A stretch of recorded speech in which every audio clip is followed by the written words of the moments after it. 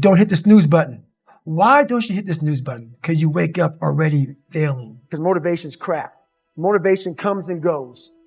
When you're driven, whatever's in front of you will get destroyed. Life's about self-discipline. It is about self-discipline.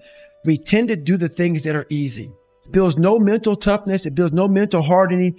It builds nothing. They see me now. They see me now as the guy that with his shirt off, who can do 4,030 pull-ups in 17 hours, who can run 205 miles in 39 hours, who can do all this crazy shit. But what they don't understand is they don't understand the journey that it took me to get to this point. And anybody, not just Navy SEALs, but anybody that can accomplish anything that is hard. Most of us fail in life because we're afraid of what everyone around you is thinking. If you clicked on this video, you're already ahead of the majority because you're looking for growth. Welcome to Epic Motivation. Let's get started. We waste so much time on our little gadgets. It's unreal. And we talk about we have no time. Never forget to train your mind. In life, a lot of us work our off trying to get to a better place. A place that makes us feel better about ourselves. Some people want to do ultra races. They're starting to PR during training. Some people want to be a lawyer or a medical student. So they're taking these practice tests and they're crushing the practice test. But guess what happens? Once you get to the actual event, your mind isn't ready. Your mind's not prepared. You've been studying, you've been training, you've been working out, but your mind's not prepared. Story for you. When I was 19 years old, I was going through the Air Force trying to be a pararescueman. I was doing push-ups, sit-ups, swimming. I was doing all this shit, knocking out of the park. One of the best in the class. But the second I'm hard. If you want to be great, you want to be best ever at what you do, you're going to be misunderstood by everybody because you're going to be so fucking obsessed and so driven to get there. That's what it takes. It takes every second of life. Anybody says balance? Yeah, balance is important for a lot of people. It is. But if you want to go to that edge where people do not like you, don't understand you, question everything you do, you've arrived. When you are misunderstood to the point where people think you're psycho and you're nuts and you're this and that, why are you in the gym at 1 o'clock in the morning? You just got to doing an op for 13, 14 hours at the Ranger School, man, at the gym. What is wrong? You will never understand what is wrong with me. And that's why I'm so glad you don't, because I'm in the right spot. When people don't understand you anymore, you're in that spot of obsession and drive where people are like, what the is wrong with this guy? I don't want to talk to you, man, because you're not going to get it. You're not the smartest person in school. I had that issue. So my big thing was how I addressed that problem was each thing that is wrong with you has to be a focal point. You can't look at this gigantic list and say, I got to change all this shit. My God, this is crazy. No, you take off the first one. I want to be smarter. For me, that was my thing. I have to become more intelligent. I have such a severe learning disability, man. I can't retain shit. I had to now get that one thing and then strategize in that one problem. How can I do this? I'm not going to learn like you. I'm not going to learn like anybody else. How am I going to figure this out? So I then figured out, okay, where are my strengths here? Where are my weaknesses in learning? All right, man, how am I going to do this? And I figured out a way to do it by just strategizing. So how I learn to this day, if I have a big manual to study, I will have to get a bunch of spiral notebooks from the daggone store, and each page, I have to write each page out, maybe 10 times. So there was a 1,000-page dive manual that I got 18 months before I went to dive school. Most people, I'm not smart, I'm gonna go see if I can pass this test. I realized, hang on a second, I'm not smart. How can I get past this? How can I get through this obstacle? I need to acquire this book 18 months in advance because it could take me 18 months to write down each page over and over again to then put it to memory. So when the question came up, I had written that question so many times down on paper that I can recall, okay, page 71 was where I remember seeing this, and I can recall it that way. And that's how I did it. So you got to strategize on each problem you have in life. Slowly break down that problem. Don't think about all the problems you have, just one at a time. And before you know it, you fix all these problems, but you cannot focus on all of them. Just on the one thing at a time. So today, I decided to try to PR my long run. So the first half of the run, I'm feeling great. My mind is clear, nothing going on. Think about nothing but just my running pace, what I'm doing, my breathing, everything like that. Get to mile 15, I turn around, and the demons start to creep in. That inevitable wall's creeping up on me. When you push so hard, something's about to give. And I started to give. My mind started to break down. I started feeling my legs starting to hurt. I started feeling dehydrated. Started feeling sorry for myself. Started looking around. No one knows I'm fucking out here running. Why don't you go ahead and just stop? Call your girl, have her pick you up. And that's when I feel like a little. And this is when your mind has to change. You gotta start thinking, I'm the grittiest in the world. Your dehydration? It. Lick your lips. Your legs are all sore. You feel like you got shin splints and stress fractures. No, you don't. You got sore legs. Get out of your head and stay hard. Life beat me the up bad. I mean, I was knocked out in the 12th round of a 15-round, heavyweight bout. I was knocked out. But what happened was in the 12th round, when the challenger turned his back on me, I was getting the up. And I got up and won the next 3 rounds and knocked that motherfucker out in the 15th round. So that's my mind about can't hurt me. I was hurt, man. Like literally, I had to overcome so much those first 26 years of my life. And I still do every day today. It's not over. But the mentality of can't hurt me is just that. No matter what's in front of you, man, you have to face, you have to confront, you have to overcome and move forward. So my father, some of the kids that bullied me, my learning disabilities, all these things I went through in life, stuttering, has so many different issues, failing and failing and failing. I had to overcome them, or they would have overcame me. People have a hard thing understand. I hate to run. And what makes me so crazy, well, why do you run if you hate it? What are you talking about? I don't want to take showers and eat either. I hate that too. That's life, man. It wasn't until I changed that mentality that I became somebody. I hated going to school, so guess what? I was dumb as shit. But if you can get through to doing things that you hate to do, on the other side is greatness. That's what people don't understand.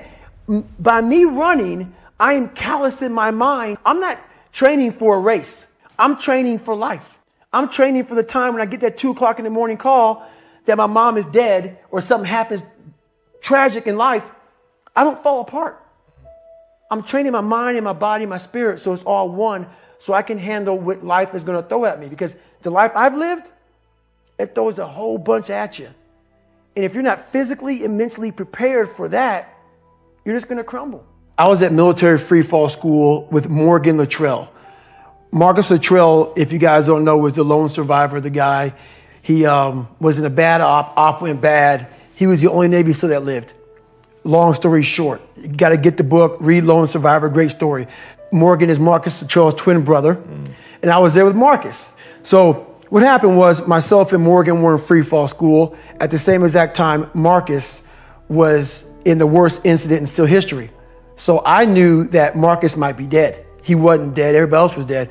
Morgan, I actually told Morgan, hey man, your brother was in a bad incident.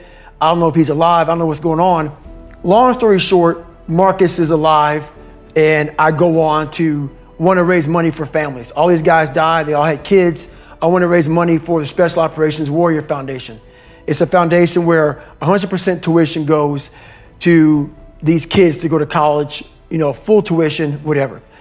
So I found this great foundation. I'm going to raise money for it. So I said, you know what? I have to Google something that's evil, something very hard. I knew nothing about ultra marathons. I hadn't even run a marathon. I knew nothing about this world. So I Googled the top 10 hardest races in the world. And what comes up is a Badwater 135. It's a 135-mile race through Death Valley in the summertime. I thought it was a stage race. I thought it was a race where you run like 20 miles, set up camp, barbecue outside, and then go run some more the next day. So I called the race director up at the race and said, hey, Chris, his name is Chris Kosman, I want to do your race. So we had a long conversation. I was much heavier then, and I hadn't put running shoes on in over a year. I'm around between 240 to 270. My weight has varied a lot through the SEAL teams and out of the SEAL teams, so I was a heavy guy. But the long and short of it all was I hadn't put running shoes on in over a year. I was a big time power lifter. I lifted weights heavy. That's what I did. I got back home from Iraq, went straight to free fall school, and then this happened. So I called Chris Kosman up on a Wednesday. He says, look, man, the only way you can qualify for my race is to run 100 miles at one time in 24 hours or less. There happened to be a race that Saturday, so 4 days later. And he said, if you qualify by running 100 miles or less in 24 hours, I will consider you my race. I'm gonna cut to the chase. I signed up for this race. It was called the San Diego One Day, where you run around a 1 mile track for 24 hours to see how many miles you can get. My goal was 100 miles. So I got to mile 70 and I cleared 70 miles in like 12, 13 hours pretty quickly, but I was done. My feet were broken. I was stress fractures, shin splints, muscles were tearing. I was in bad shape. No water, didn't know what the hell I was doing out there. Had on some tube socks. It was just ridiculous. It was a clown show. So I sat down at mile 70, and at this time I was married. And I look at my wife and I was like, I'm messed up bad. So I literally start to turn white. And when a black guy turns white, you're pretty f***ed up. Here I am, I'm all f***ed up in this chair. I'm at mile 70, I think I got 30 miles to go. I'm jacked up. I gotta go to the bathroom, and the bathroom's like 20 feet from me. It's a porta potty. I can't get out of the chair. So I'm peeing blood down my leg, pooping up my back, and I got 30 miles to go. And I can't stand up because my blood pressure's all messed up. I've been in 3 hell weeks, Ranger school, overcome so many obstacles in my life. This last 30 miles of this race is when I realized a human being is not so human anymore. We have the ability to go in such a space if you're willing to suffer, and I mean suffer. Your brain and your body, once connected together, can do anything. And this 30 miles was the life-changing moment. I was out of it. I was in the worst pain in my entire life. I was, to me, on the brink of death.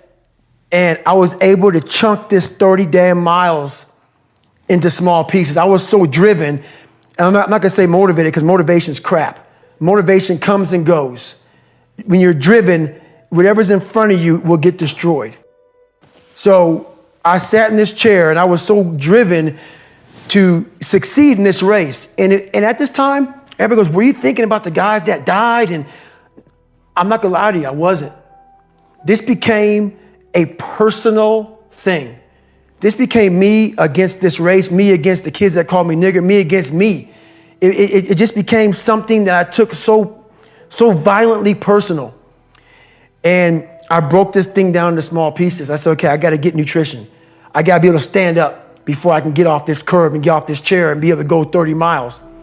So I went through all these small steps and I was able to stand up. And then from standing up, I was literally walking around with my wife at the time, and she goes, you're not gonna make the time. She goes, you're walking like 30-some minute miles.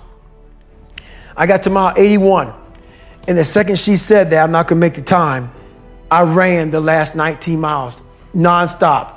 And I can show you right now when we get done with this. Matter of fact, I'm gonna show you right now. This was years ago, and I had to put compression tape, and so this was years ago. I had literally the size of $50. I had to get compression tape, and I taped up my ankles and I taped up my feet, and that's how I got through that race. So I literally went through all the buds, my last SEAL training with stress fractures and shin splints, and how I did it was I would tape my ankles all the way up to my calf every morning. So for the first hour, the pain was excruciating. But what would happen is my feet would go numb. And I did that every single day for 6 months.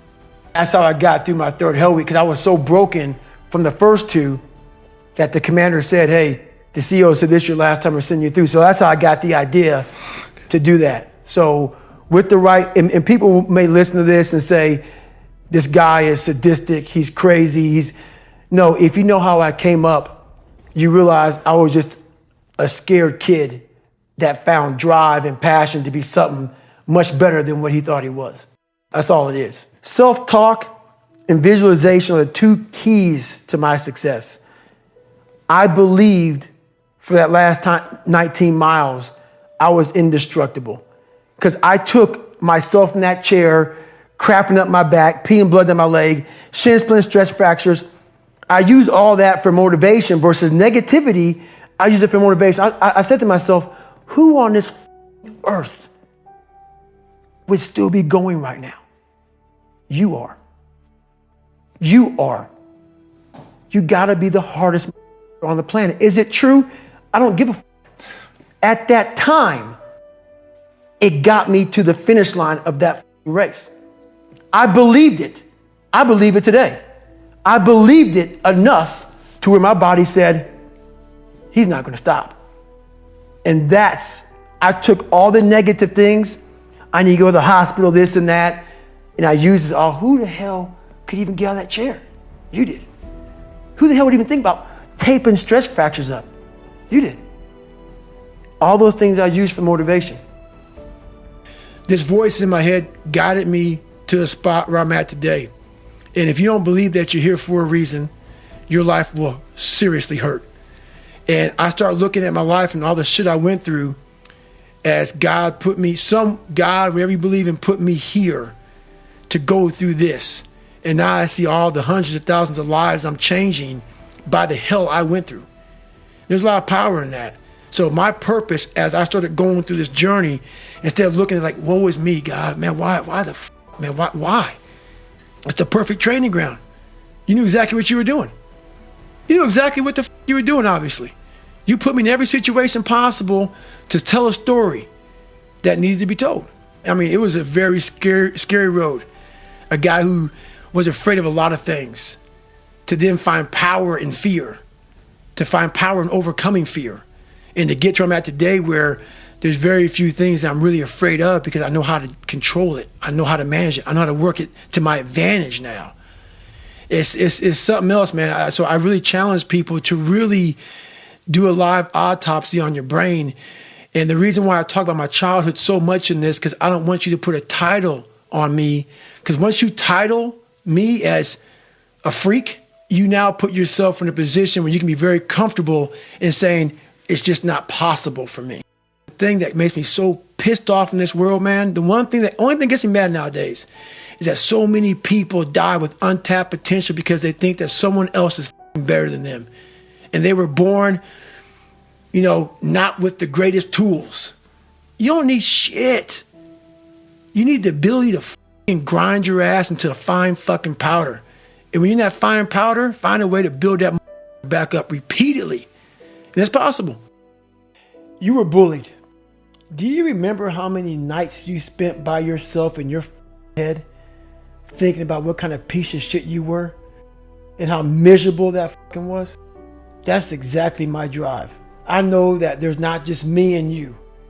There's millions and millions, especially nowadays with all this pressure, man. You can now bully a on your phone. Back in our day it was face to face. You can do everything over your phone. The pressures of trying to keep up with everything is at an all-time high. And our mindsets are at an all-time low. We are the weakest we've been mentally ever since the beginning of time. And it's even harder. So it's harder with a weaker mind.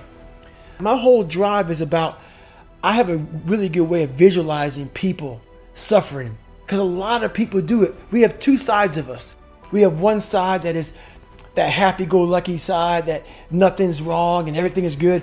But we have that side at home when no one's around that's depressed and miserable and we're not good enough. And whatever happened to you is real. So that's my drive. I want to make sure that I give people as much power as I can. So when they get up every fucking morning, they know that, hey, I have the ability to not only survive in this world, but thrive in this world just by the mere fact of hearing about my story. Greatness is built one step at a time. Keep moving forward. We appreciate you watching our video to the end. Creating these videos takes a lot of passion and dedication, and your support makes it all worthwhile. If this video inspired you, make sure to subscribe and stay on this journey with us. Your encouragement helps us continue delivering top quality videos just for you. Together, let's make life epic.